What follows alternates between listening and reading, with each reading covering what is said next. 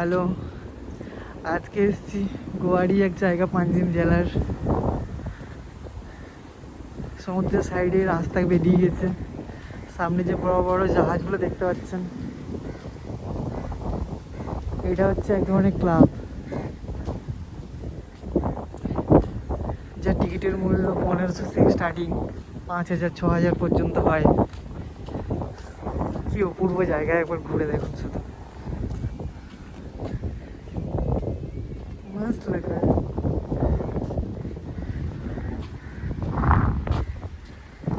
কি অপূর্ব দৃশ্য, দেখলে মন ভরে যায়, যেতে ইচ্ছা করে না।